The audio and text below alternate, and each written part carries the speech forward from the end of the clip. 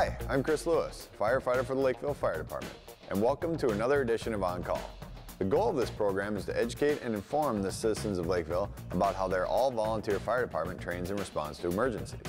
Let's take a look at what's coming up on this edition of On Call. Our partners from Allina Health EMS stop by to show us how they care for you in an emergency situation.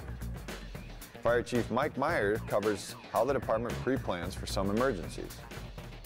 Firefighter Tabitha Calvin from Station 3 answers a viewer question in Ask the Firefighter. I will get you caught up in the latest happenings around the fire department. And Scratch the Fire Dog takes us on another adventure.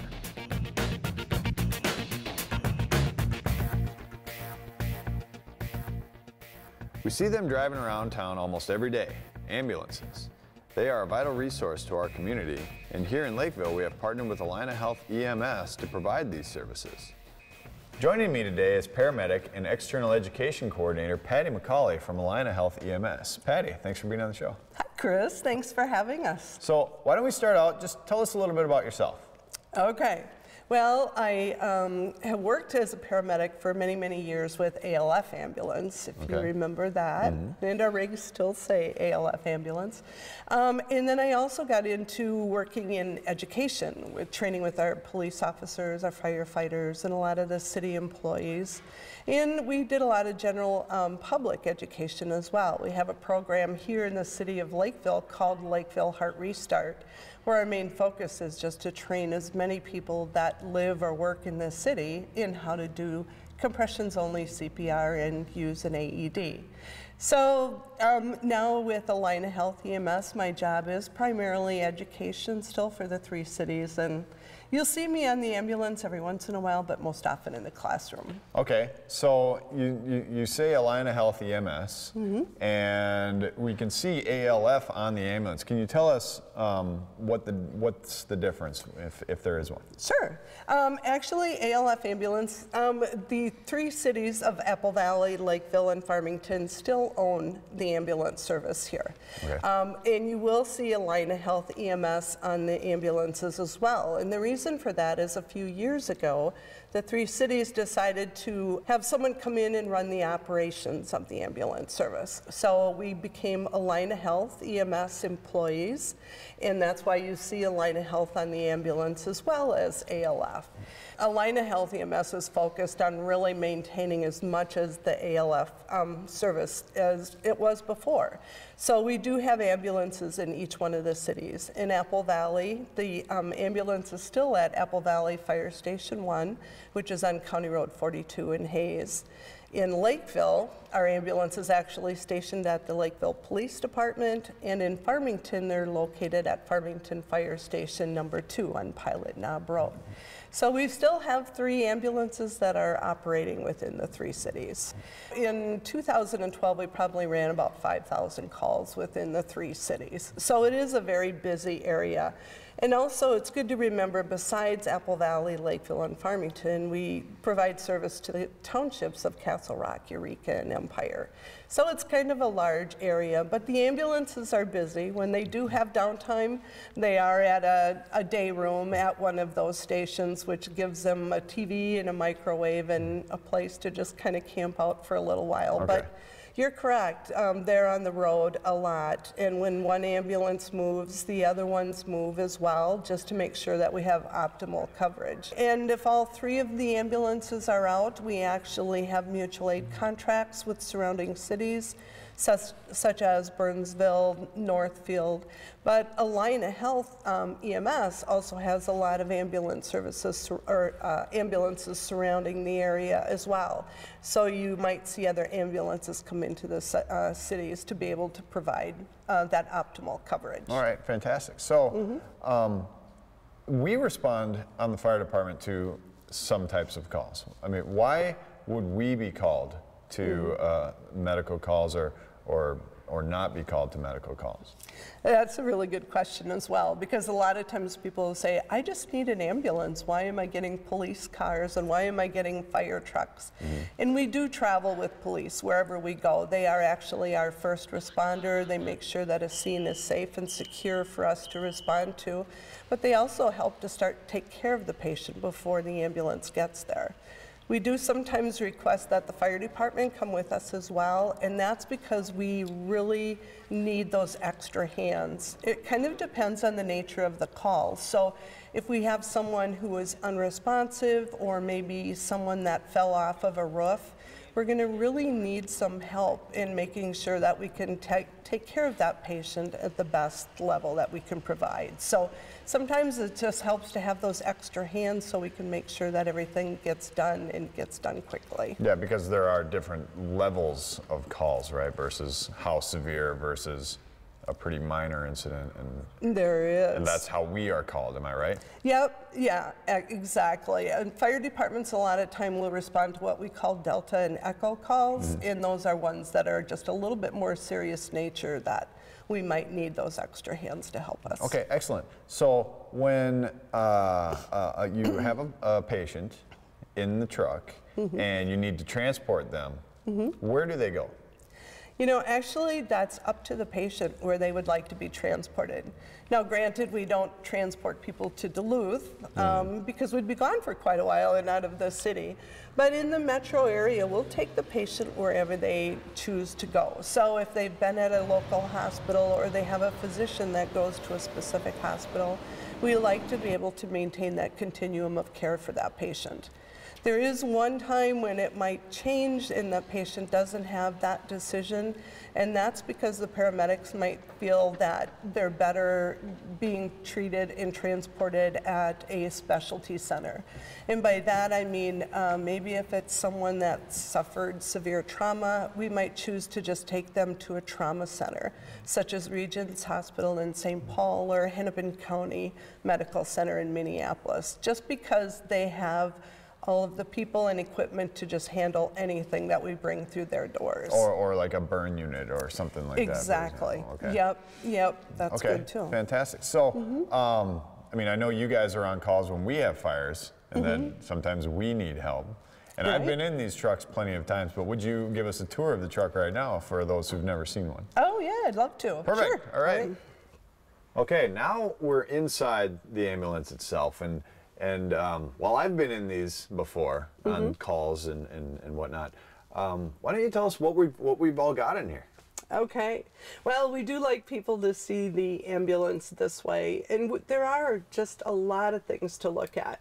It's almost kind of like a mini emergency room because there's a lot of things that we can do to take care of you, not only at your residence, but also in the back of the ambulance. Some of the things we have in here is this is our heart monitor. We can actually do a 12-lead EKG right at your house to diagnose if you're actually actively having a heart attack or not.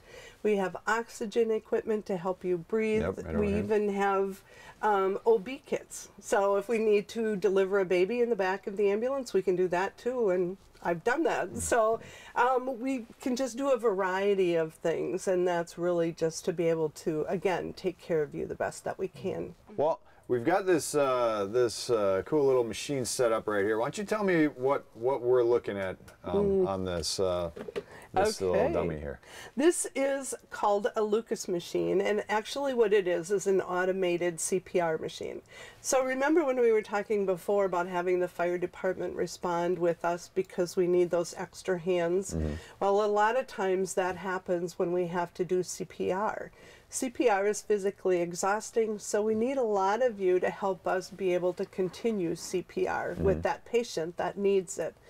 But the Lucas machine can actually take over and provide those same chest compressions that the firefighters or paramedics do, but we do it by a battery-operated machine. So if you want to go ahead and turn the Lucas on, we've got them all set up here. This is what it would look like for a patient needing CPR. And then we just turn the button on the top. We've got the board underneath and the machine up here and the plunger thing right there. And yeah, if we fire it up.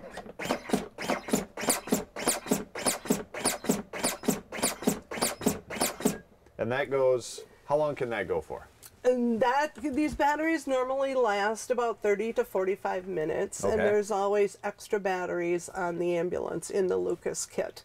So if we need to switch out that battery, we can easily do that as well. And so then this provides a consistent depth with rate Yep. and actually almost pulls the chest up as well. Am I right with the suction cup? Exactly. Yeah, it's the most effective CPR that you can provide, short of having someone that's in there just, you know, pushing that adult chest down 2 inches and compressing 100 times a minute, and really providing that upward stroke to be able to let the heart and lungs really fill up with blood and air. So, yeah, it's well, and then it also frees, you know, a responder up to do something else. Right. Exactly. You know, we always really love to be able to go out into the general public and just maybe do an ambulance demo, or if somebody is interested in that CPR program, Lakeville Heart Restart, those programs are free, and we will come out for a half hour and teach anyone how to do compressions only CPR and how to use an AED. So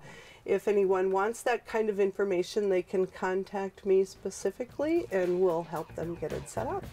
Well, Patty, this has been very informative today, showing us the truck and explaining how you guys work with Allina Health EMS and what, you know, how you work with the fire department. So thanks for being with us today. You bet, Chris. Thanks for having us. Absolutely. When we come back, Fire Chief Mike Meyer visits a new senior living facility and shows us how we can pre-plan for an emergency.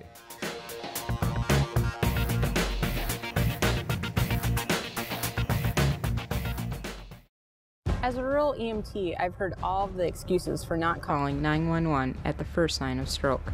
It's probably nothing. I can't afford an ambulance ride. I don't want to create a scene.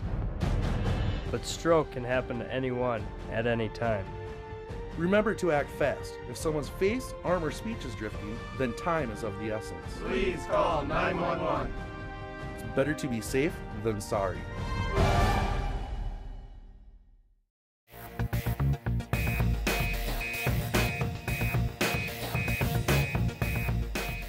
Welcome to another edition of Lakeville Fire Chief's Corner. I'm Mike Meyer, and today I'm joined by Mike Jones, firefighter out of Station 3. Thanks, Mike, for joining me.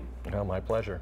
And today we're out visiting a new building in Lakeville called Kingsley Shores, which is a senior high-rise, and kind of tell me why we come out and look at these newer buildings. Well, it's important if we ever have a call that comes, you know, from this facility, that we have some kind of familiarity with the building. First thing would be to know exactly where the fire connection is on the outside of the building so we can hook up and supply water. Second would be to find the control panel, which is just inside the door. And we're able to do that because there's a lockbox that we have access to that gives us a master key so we can get into the building and access all areas. So knowing the layout or floor plan of the building and where things are located are very important when we respond to a fire call. Today we're obviously here at Kingsley Shores, but we're also going to the fountains here next to go look at that one. So this is something that we do regularly as a fire department, would you say? Yeah, it's built into our training programs, and you know, both of these facilities are important because I'm out of Fire Station 3 and they're located in our response area.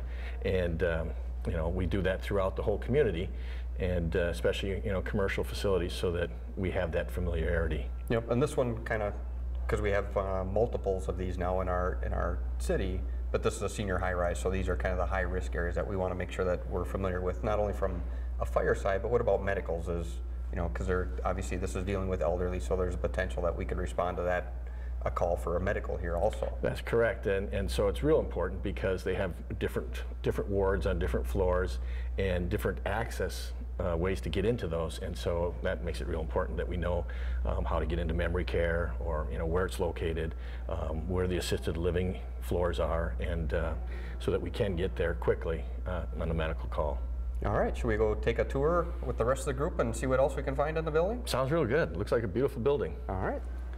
Mike, here we are in our first stop, and we're at 2 doors here. What's special about these doors?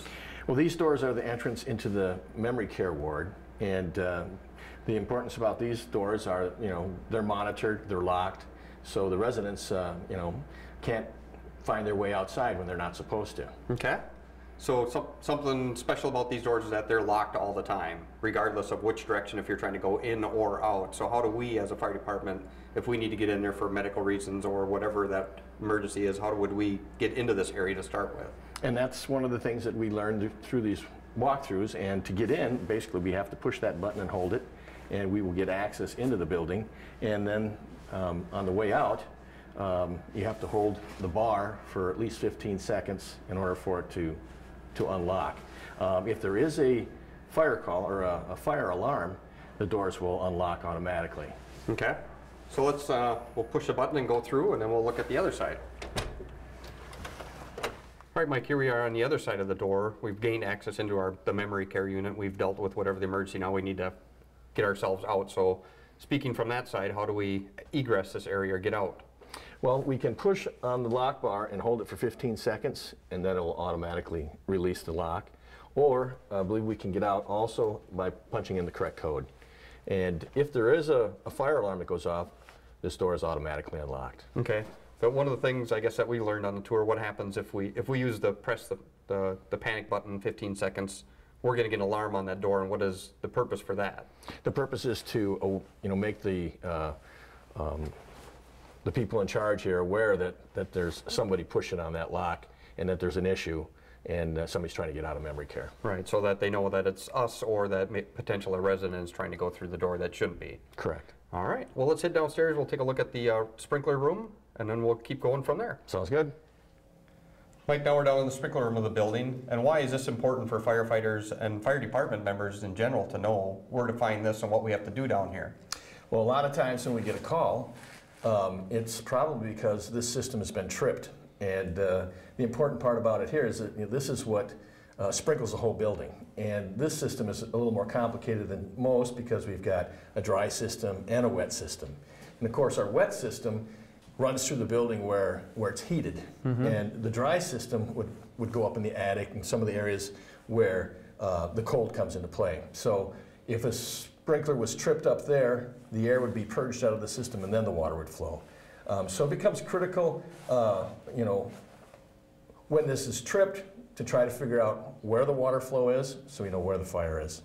And then if it's a false trip, it's important to be able to shut the system down and drain, especially the dry system, so that the pipes don't freeze and cause a lot more water damage for the building. Okay, so once we determine that it was a false trip, that there was no fire, then we want to get down here as quickly as possible, shut that system down and get the water out of it, especially those dry areas where it's not heated. Otherwise, in the middle of winter, we're going to have issues. In summer, we just want to prevent any further damage. Correct. Yeah, water damage can be very expensive. Mike, now we're down in the basement at Kingsley Shores, and one thing that we're concerned about, or that we have worries about, is the vehicles down here. So from your perspective as a firefighter, what are your concerns looking at this if we have a vehicle fire down here?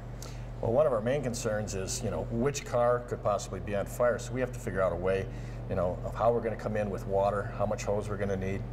Of course, with cars in an underground facility like this, they're more than likely going to be parked next to each other. So we could have more than one vehicle on fire at a time. On top of that, this is the basement basically, and it's going to fill with smoke. And hopefully the water suppression system does most of the work for us, but that's also going to make it even smokier down here. Mm-hmm. So coming in and trying to find where the fire is, and then being able to get our hose to the fire and put it out is the biggest issues. Okay, and just looking down the hall or the parking area, even though we know that the door is down there as far as where the cars come in, that may not be our best approach to get to that vehicle fire. So we have to know the other areas as far as how we're going to get in here too. That's very critical. And a lot of times the problem is that the smoke's probably going to exit through the entrance or the garage door. So yeah, finding out where the car's located is one of the key issues. And if we can come in through another stairwell and have access to water, that's a big plus. All right, Mike, thanks for joining me on the tour of Kingsley Shores here on this new building. Tell me, there's a couple things that we didn't really cover, but some of the uniqueness about this building as far as the sprinkler system goes. Well, being a new building, the nice thing is that it's 100% sprinkled. That means every room has a sprinkler head in it. And that's a huge advantage to the building. Not only every room, but even the decks on the residence rooms have sprinklers. All right, Mike, thanks for joining me here on Chief's Corner and going through the tour here at Kingsley Shores. My pleasure. And now let's go back to Chris and get an update on what has been happening around the fire department. Thanks, Chief. Winter can present some unique challenges to us in the fire service, including where people go if there's a fire in a multi-tenant building. And in mid-December, we did have this type of call at a large senior living facility. Firefighters were dispatched to Highview Hills on a report of smoke coming from the 3rd floor. When first responders arrived, they did indeed have heavy black smoke filling up the east side of the building. Residents of the complex were brought to the front lobby where firefighters checked out what was causing the smoke. One of the challenges for this call was to figure out what to do with all the elderly people if the building needed to be evacuated. The temperature outside was well below freezing, and many people did not have any winter jackets with them. Emergency personnel called Schmidt & Sons Bus Company to see if they could provide transportation, and within minutes they had a bus on its way to the facility. Firefighters quickly located the source of the smoke. A furnace motor overheated, sending smoke throughout the hallways on the 3rd floor. The motor eventually was turned off, but the building was still full of smoke. Thankfully, the residents did not have to evacuate the building with the cold temperatures outside. Firefighters exhausted the smoke from the 3rd floor, and eventually everyone was allowed to go back to their rooms. New home construction is strong right now, and they don't take much of a break during the winter. From the not sure you want to be up there when it's snowing files, a roofing crew was working on installing a new roof on a snowy December day when one of its workers slipped and fell off, falling 3 stories to the ground. When emergency responders arrived, they found the worker conscious but obviously hurt from falling over 30 feet. Firefighters stabilized the individual with a C-spine and placed him on a backboard. Paramedics from Allina loaded him into the ambulance and checked him over before taking him to a local hospital. During the winter, we do see an increase of carbon monoxide calls. This dangerous gas is the result of incomplete combustion from gasoline-powered tools, heaters, or cooking equipment. You are now required to have a CO detector in your house to alert you of this dangerous gas. One recent CO call at a local townhouse complex was discovered that some contractors had 2 gas-powered generators operating in a garage with the door shut. The exhaust from the generators spread throughout the building and was setting off detectors in others' units. While no one was injured in this incident, if not for the CO detectors, this could have turned into a much worse situation for the people living in the building. The #1 cause for residential fires is related to cooking, and that is exactly what happened in early November at a home in northern Lakeville. A resident was heating oil on a stovetop to make French fries and then decided to leave the kitchen. A short time later, the kitchen was engulfed in flames. The resident ran outside for help, and while the call was being made to 911, a neighbor quickly ran over with a fire extinguisher he had in his garage. While the fire department would never advise this, the neighbor ran into the burning house and within 10 minutes had the fire out just as firefighters were arriving.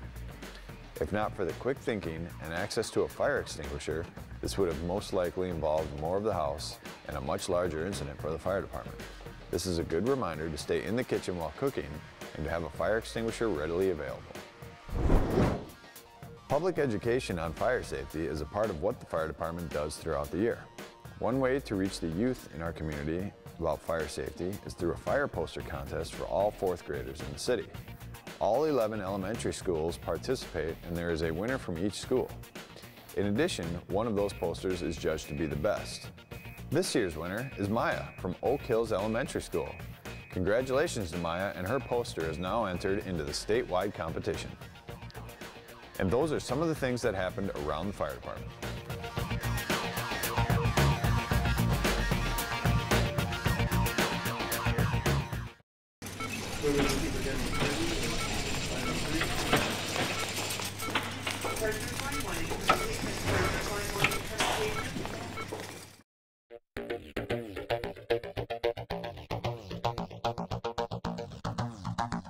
Hi, my name is Tabitha Calvin, and I'm a firefighter out of Station 3.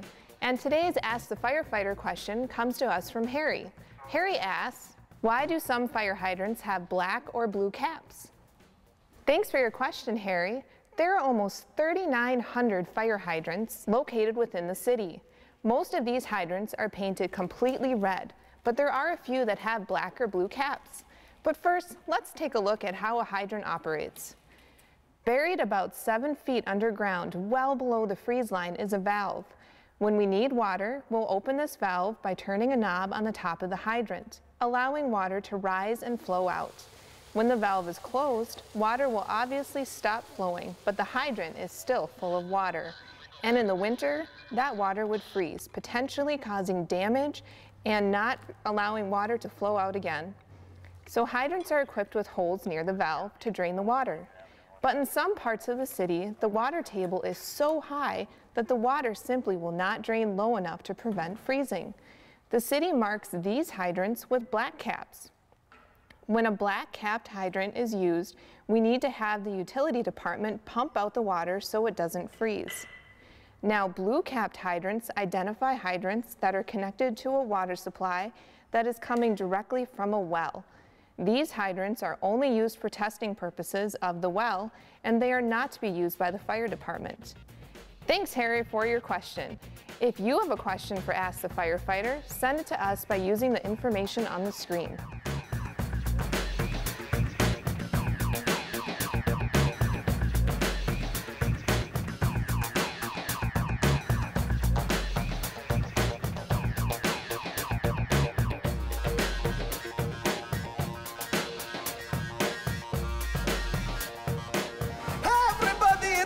Scratch the Fire Dog, and hey, welcome to this year's Winter Safety Tip Quiz. And I will be your host, because Scratch the Fire Dog, I like to scratch out the fires. And my lucky contestant for this month is the one, the only, Mr. Squirrel. Come on in, Mr. Squirrel. How are you today?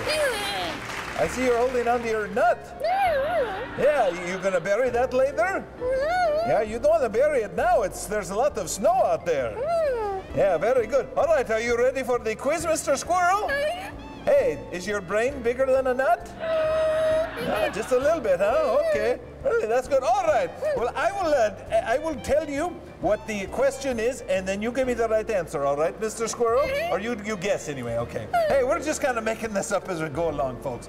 Okay, question number 1 is, the best way to prevent a stovetop fire is to use an electric stove, use metal utensils, keep an eye on the stovetop, or cook with a lid.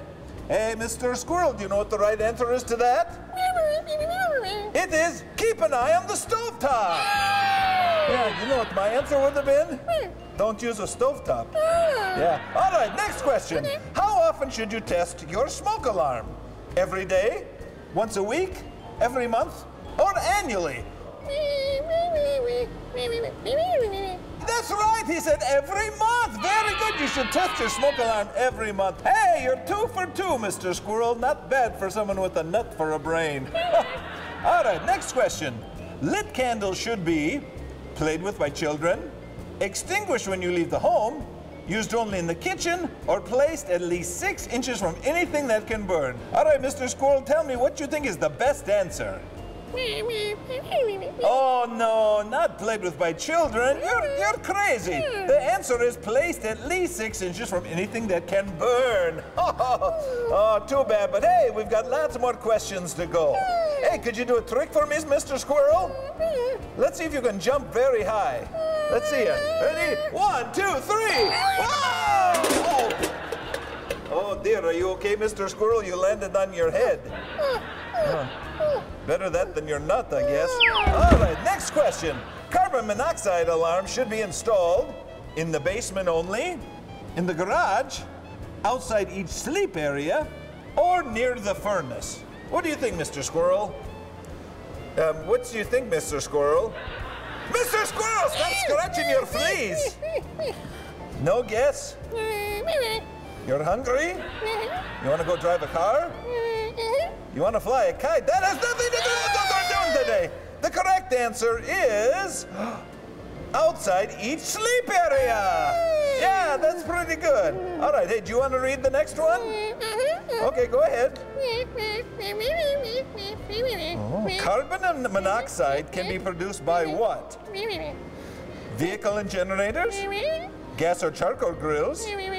Wood pellet, coal, gas, propane, or oil stove furnaces? All of the above.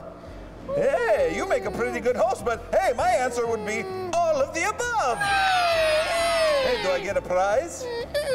Why not? How about some candy? How about, would you back off? When's the last time you brushed your teeth? Never? Okay. All right, next question. Carbon monoxide. Carbon monoxide. Can you say that fast 3 times, Mr. Squirrel? That's pretty good. Okay, carbon monoxide is what? It smells like burning wood, is odorless, will wake you up, or burns your eyes. What do you think, Mr. Squirrel? Sometime this year, Mr. Squirrel. Wrong! Yeah, it's odorless. You all right, Mr. Squirrel? I haven't brushed my teeth in a while either. Yeah, pretty good. All right, next question. The most common cause of home space heater fires and fire deaths is when it's left unattended, when it malfunctions, when it's placed too close to things that can burn, or not turned off. All right, what do you think about that one, Mr. Squirrel? Hey, you're right, that's right. Placed too close to things that can burn. Oh, you doing your victory dance? Cool. Hey, can you twerk? That's pretty good, you just did. You did. Yeah, have a break dance. Oh, you break dance on the floor, not in my face, Mr. Squirrel. All right, well, next question. Don't hit me with your tail, Mr. Squirrel. Don't know where that tail's been. All right, next question. The leading cause in home heating fires is what? Failure to clean equipment and chimneys, heater too close to things that can burn, mechanical failure, or heaters left unattended. Well, that's a tough one, isn't it, Mr. Squirrel? Do you know you prune and preen yourself way too much?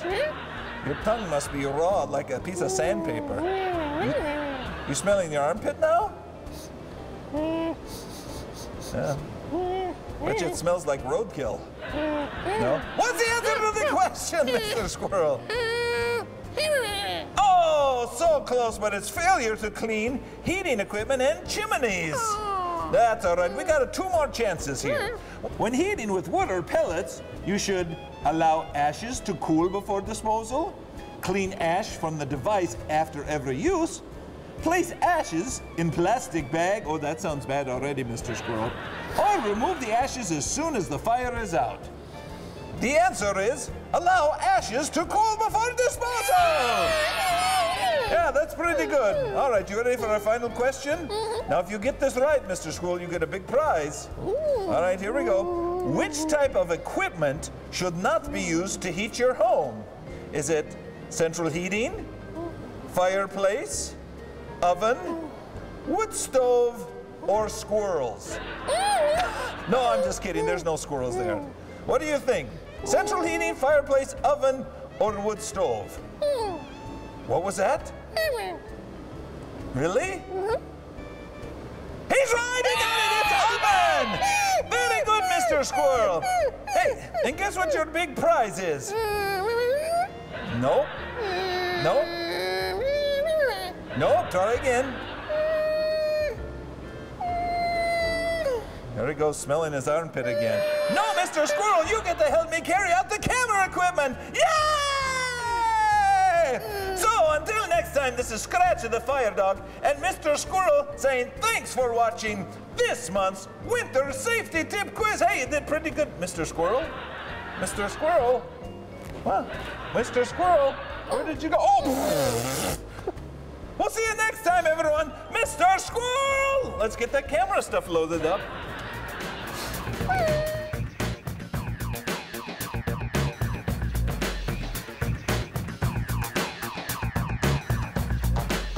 Thanks for joining us for this edition of On Call. If you have questions, comments, an idea for the program, or would like to send a question in for Ask the Firefighter, feel free to call us at 952-985-4700 or use the email address at the bottom of your screen. Thanks for joining us, and all fire units are clear.